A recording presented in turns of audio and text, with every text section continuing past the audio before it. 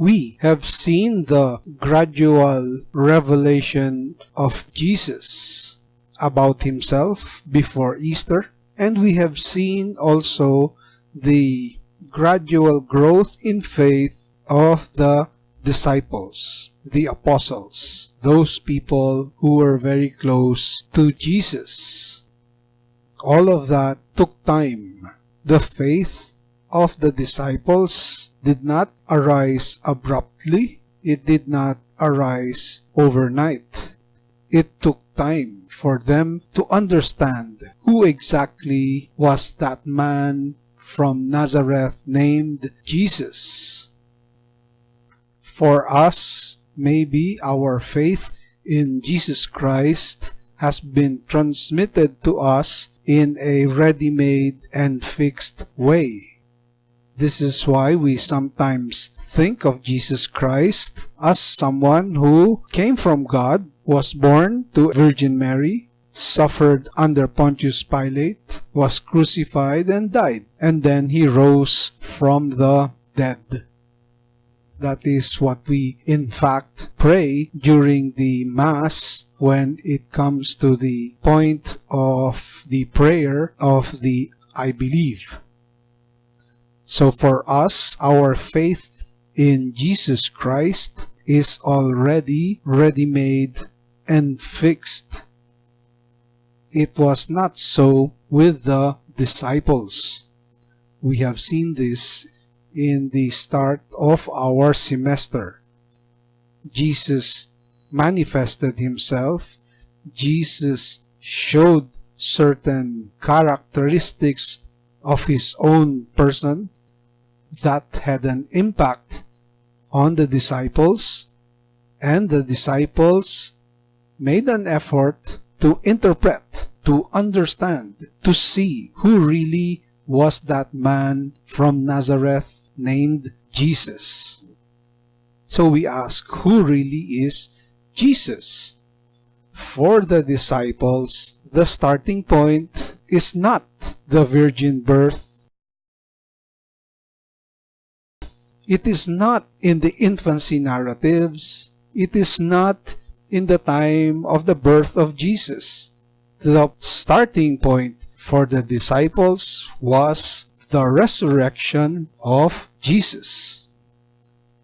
In fact, we can say that Christology really started with the resurrection.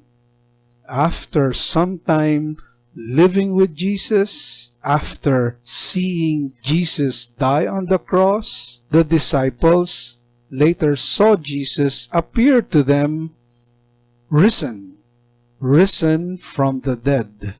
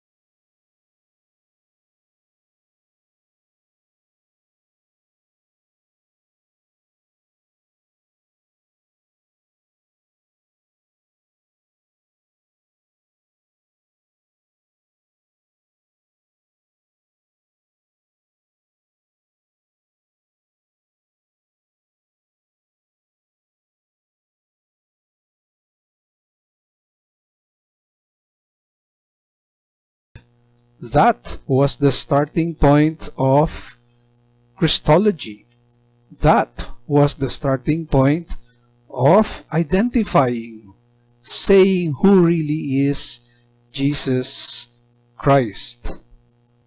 We can see that the resurrection was described in a very narrative way.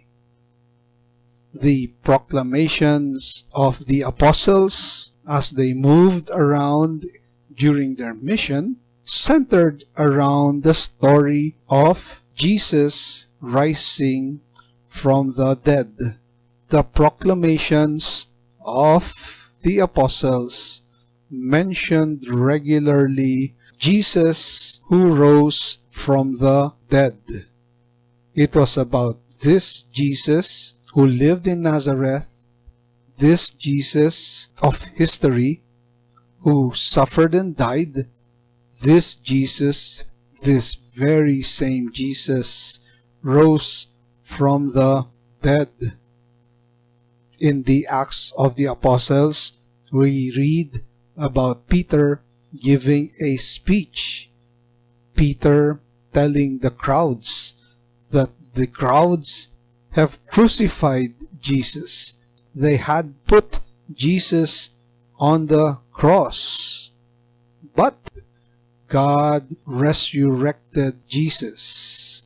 God resurrected Jesus. That is in Acts 2:23 to 24. St. Paul himself will also make his proclamation when he transmits his confession of faith. He announces the resurrection of the crucified man. Christ, he died and was risen.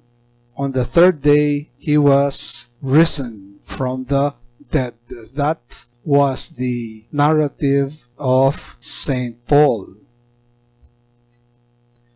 What might have been the interpretation of the apostles regarding the resurrection of Jesus? Let us enumerate them and go through them one by one. First of all, the resurrection of Jesus was understood to be his exaltation. The resurrection also is understood to have revealed the divine identity of Jesus. Third, the resurrection of Jesus was seen to shed light on the eschatology, or the fulfillment of all time. The resurrection, number 4, was seen to have something to do with salvation, with the salvation of all humanity. Finally, we can say that the resurrection gave meaning to the whole itinerary of Jesus. The resurrection shed light on the life and death of Jesus. The resurrection gave a unity to the whole itinerary of Jesus.